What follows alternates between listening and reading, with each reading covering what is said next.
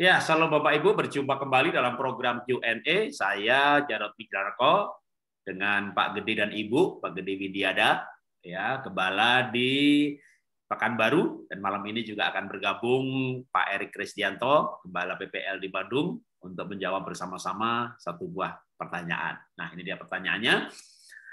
Shalom Pak, saya mau bertanya, ada anak teman saya, ini kasus temannya, jadi ya, bukan anak saya sendiri. Anaknya tunggal satu-satunya. Dua orang tuanya sibuk kerja, jadi anaknya sama neneknya. Akibatnya sangat luar biasa. Wah, apa luar biasa? Luar biasa nakal. Ya, mak nenek dan kakek, ya kan? Jadi luar biasa nakal. Gimana solusinya? Wah, mungkin sebelum dijawab ada lagu nih, lagu anak-anak ya.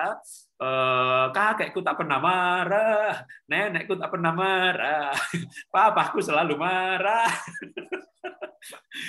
Papa mama marah gitu, kakekku nggak pernah marah. Jadi itu lagunya anak-anak itu dulu, tapi ternyata tuh membuat anaknya luar biasa nakal. Waduh, saya pikir luar biasa apa gitu ya, nakal. Ya, silakan Pak Gede dan Ibu. Anak tunggal diasuh kakek nenek. Aduh. Ya, jadi saya bercerita diri saya sendiri, Mas Jarod. Karena saya anak tunggal. Lagi nih. Jadi saya anak tunggal ya. Nah, jadi saya anak tunggal. Ya, orang tua saya memang penuh kasih sayang sama saya. Ya, termasuk sangat protected. Nah, jadi ternyata kalau protected, penuh kasih sayang ini membuat anak itu jadi kurang, daya tempurnya kurang. Jadi termasuk saya waktu masih kecil itu daya tempurnya kurang untuk mengarungi kehidupan itu. Nah, oleh karena itu dari kecil tuh, dari SMP ya, saya punya satu inspirasi untuk membangun daya tempur. Nah, ini dulu ya, saya jadi daya tempur. Caranya bagaimana? Hari Sabtu Minggu, saya pergi ke tante. Tante itu punya losmen di Singaraja, Bali. Nah, jadi saya bantu-bantu. Jadi tante saya itulah yang melatih saya, ya.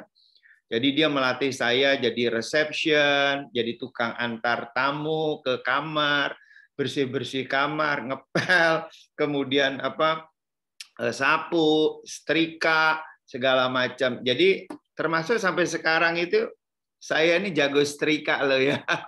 Berbagai bahan saya bisa setrika. Kemudian saya juga jago semir sepatu. Mau sepatu apa saya tahu caranya untuk membersihkannya karena belajar dari tante. Nah, jadi sifat manja saya itu berubah. Ya, berubah menjadi mandiri oleh karena si tante saya ini. Dan tante saya ini orangnya disiplin, tetapi juga dia penuh kasih. Jadi antara kasih dengan disiplin, dua hal yang harus selalu ada dalam pendidikan ayah dan ibu. Nah, sekarang kan masalahnya ini anak dititip sama nenek kakek karena ayah sama ibunya bekerja dua-duanya. Nah, kembali lagi saran saya, peran yang sangat penting mendidik karakter anak adalah ayah dan ibu, bukan nenek dan kakek. Nah, kami punya pengalaman waktu anak yang kedua ya, anak kedua ya. Nah, jadi saya ini kan karena anak pertama, jadi kami melahirkan anak pertama. Nah, itu kami yang mendidik langsung. Tapi begitu yang kedua, saya dirayu sama orang tua saya.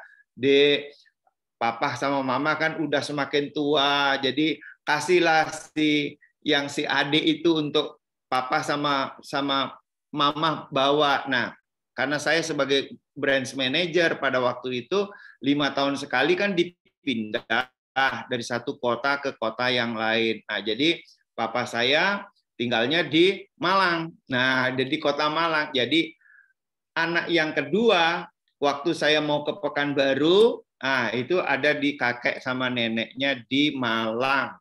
Nah, jadi anak kedua itu sempat 2 tahun ya di kakek neneknya. Setelah itu saya minta lagi untuk ke Pekanbaru. Benar, jadi begitu ke Pekanbaru, anak yang kedua ini aneh perilakunya. Aduh, nakalnya minta ampun, dia bilang gitu. Wah, Ditata kan ulang. jadi akhirnya saya tata ulang lagi anak ini. Jadi saya bilang, tapi menata ulangnya bukan dengan kekerasan, tetapi saya membangun kepercayaan dirinya. Kami katakan begini, kamu itu, karena begini, wah nakalnya luar biasa. Pada waktu itu ya misalnya kalau di gereja gitu ya, wah itu bisa ngambil mikrofon, dia bisa nyanyi, dia bisa khotbah sendiri begitu. Ke mimbar. Nah, ke mimbar begitu. Nah, jadi saya tata ulang bahwasannya keberanianmu itu bagus. Jadi saya tidak menyalahkan keberaniannya, tapi keberaniannya itu harus diarahkan. Nah, kemudian dia itu orangnya energik. Yang kedua ini energik. Kemudian orangnya supel, dinamis. Beda dengan pertama. Yang kedua ini kalau ulang tahun temannya sekampung datang gitu loh bisa. Tapi yang kedua kalau ulang tahun cuma 2 orang, 3 orang saja temannya gitu.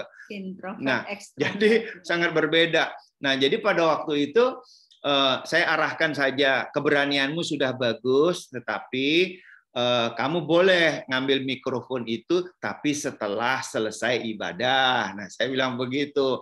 Nah, kemudian karena energik banget gitu. Nah, jadi saya energi kamu itu bagus banget begitu. Oleh karena itu, nah, jadi kami arahkan dia menjadi dokter. Saya bilang, kamu cita-citanya apa? Dokter. Nah, sekarang memang dia jadi dokter di Siloam Karawaci dia sekarang.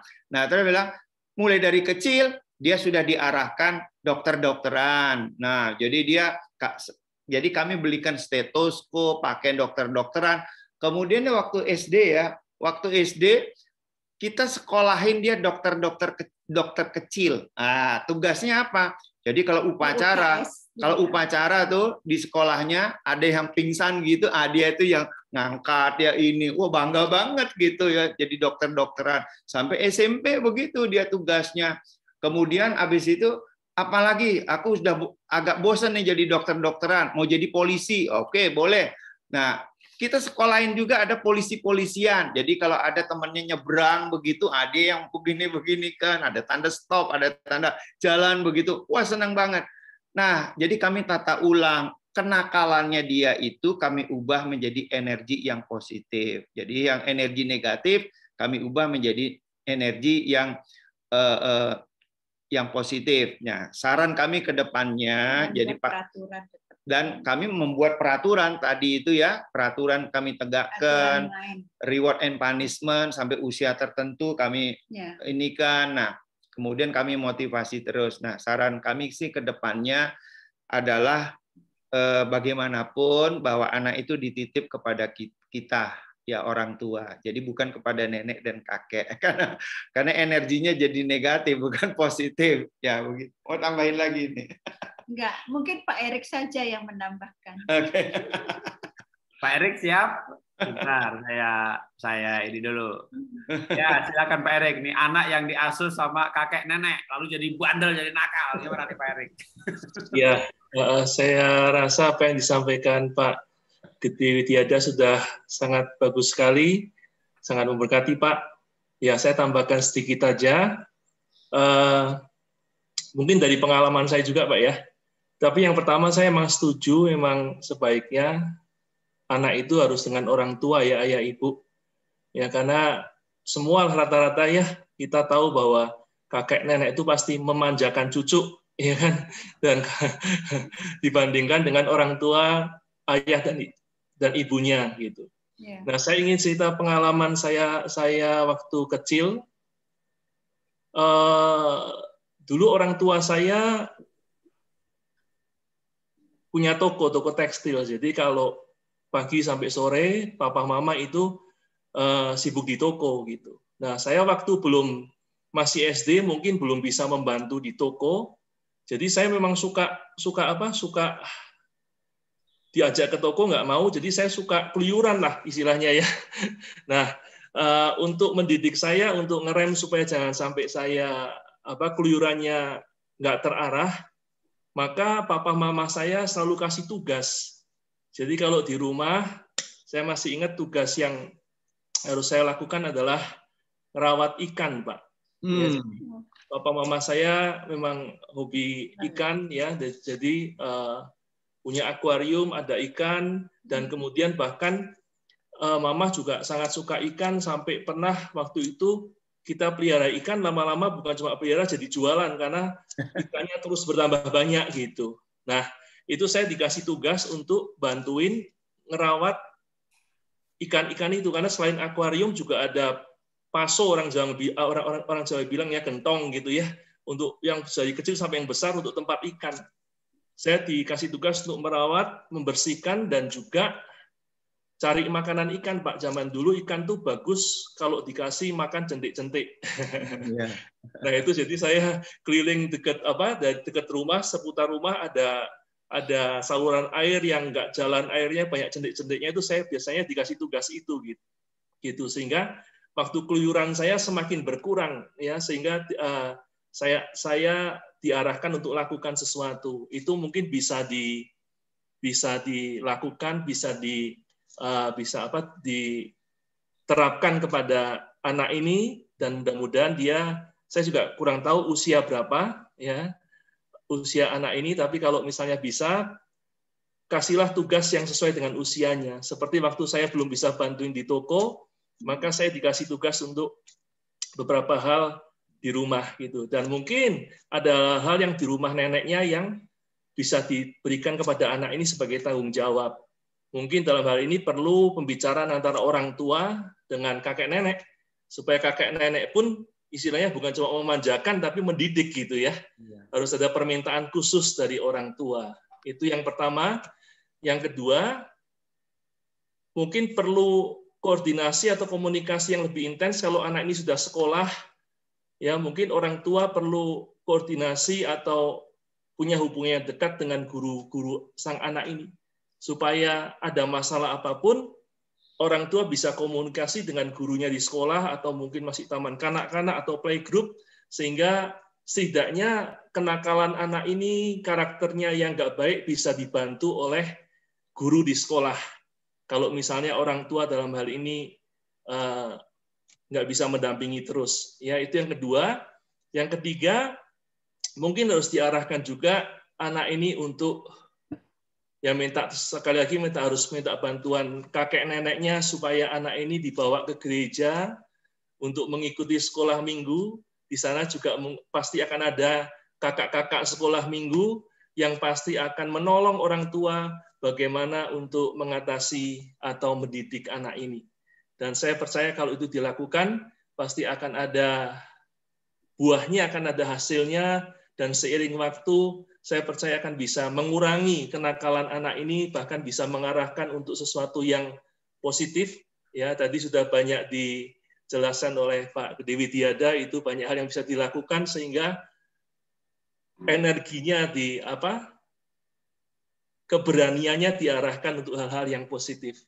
Mungkin itu aja Pak Jarod yang saya tambahkan. Terima kasih. Ya, terima kasih Pak Erik, Pak Gede, Ibu. Nah, kalau saya mungkin menekankan untuk orang tua ya, ini kan anak tunggal, anak satu-satunya. Jadi ya menurut saya sesibuk-sibuk apapun tetap orang tua adalah pihak yang terbaik yang bisa mendidik anak. Jadi orang kakek nenek adalah partner.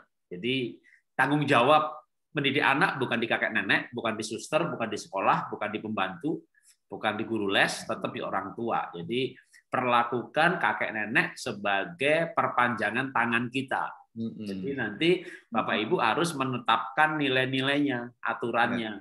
Karena kalau enggak, ya apalagi kalau sampai kakek nenek ini berbeda cara ya. Jadi misalnya ayah ibunya sedang mengajarkan tadi menunda, ya, seperti pertanyaan sebelumnya, mengajari anak penguasaan diri, lalu minta es krim, ya boleh tapi Sabtu gitu. Lalu hari dia mengadu ke kakeknya, mamahku es krim hanya boleh Sabtu gitu. Wah, apalagi kalau kakek neneknya ini lagi berantem dengan menantu itu ya. Wah, bukan hanya memberi tapi tak pernah baik kata-kata. Wah, mamahmu itu jahat. Bisa repot ini gitu ya. Jadi nenek yang ngomongin menantunya ini jadi mertua ngomongin kalau menantunya nggak baik kepada si anaknya. Wah, ini anak bukan cuma nakal loh, bisa berlanjut memberontak kepada orang tua. Jadi kalau orang tuanya si bapak kan berarti mertuanya ibu. Kalau kakek neneknya ini orang tuanya ibu kan berarti mertuanya bapak. Jadi ya puji Tuhan, mudah-mudahan mereka kakek nenek yang baik, yang tidak berkata-kata negatif. Tapi kalau misalnya selain memanjakan juga berkata negatif, wah ini nanti ya Pak Gede tadi kecerita, anaknya 2 tahun sama kakek neneknya. 2 tahun. Itu aja hasilnya sudah luar biasa. Iya, anak sopo itu dipinjam Pak, dipinjam dan akhirnya kami membuat perjanjian boleh, tapi jangan lama. Karena apa? Aduh, terus saja merayu-merayu. Kan saya tidak punya anak lagi. Anakku cuma tunggal 1. Sekarang, ya cucu pinjem lah katanya. Aduh, seperti mainan kok anak pinjem. Nah, itu loh Pak. Jadi, kita didik 5 tahun, 10 tahun. Itu berubahnya cepat loh. Cepat sekali ya. Jadi kadang anak itu diajari misalnya hidup sederhana, ya penguasaan diri, nggak sampai 2 tahun loh. 3 minggu liburan, selama liburan ketemu saudara sepupu. Dalam 3 minggu berubah. Itu 3 minggu itu, 3 minggu liburan jumpa dengan saudara sepupu. Waduh, apalagi nanti juga kalau tantenya ngomongnya negatif. Ah, mamamu aja tuh pelit gini. Di sini nggak tante nggak apa-apa. Waduh, ini bisa bukan hanya kakek nenek loh, ini ipar adik kakak ini bisa merusak apa yang kita ajarkan. Apa itu hanya 3 minggu libur bersama, jadi itu tidak mudah ya. Nah, kalau makanya tetap orang tua tidak boleh lepas dari tanggung jawab. Tetap harus memonitor terus. Nah, kalau mulai melihat ada hal-hal yang negatif, segera dikonter. Lalu, nah paling saya ngasih saran begini. Seandainya menjumpai hal-hal yang negatif dari gaya parenting kakek nenek, dan itu adalah misalnya orang tua pasangan, berarti mertua kita. Nah, saran saya jangan berbicara kepada mertua. Ya, itu butuh mujizat. Jadi berbicara kepada pasangan supaya pasangan berbicara kepada orang tuanya. Karena kalau enggak nanti dari masalah anak merembet ke masalah mertua menantu, merembet ke pasangan. Akhirnya berantemnya bukan cuma mertua, dengan pasangan juga berantem gara-gara soal anak. Mertuanya didik dengan cara yang salah, kita ngomong langsung ke mertua berantem, nanti suami atau istri membela orang tuanya, waduh, jadi masalahnya jadi bertambah banyak. Maka sebelum ada masalah lebih baik itu dihindari dengan cara misalnya kalau mau berbicara kepada mertua itu lewat pasangan saja, itu jauh lebih baik sampai punya relasi yang begitu kuat ya sehingga bisa berbicara langsung. Kalau enggak lewat pasangan, jadi biar pasangan yang berbicara, itu jauh lebih baik. Itu kalau menurut saya tambahan dari itu saja. Saya kembalikan ke Pak Gede dan Ibu kalau ada pertambahan lagi. Sudah cukup ya? Iya, cukup. Ya, kalau cukup, oke, terima kasih. Itulah tadi jawaban untuk pertanyaan hari ini. Semoga menjadi inspirasi, pelajaran, baik bagi yang bertanya ataupun bagi yang lain yang memiliki masalah yang serupa.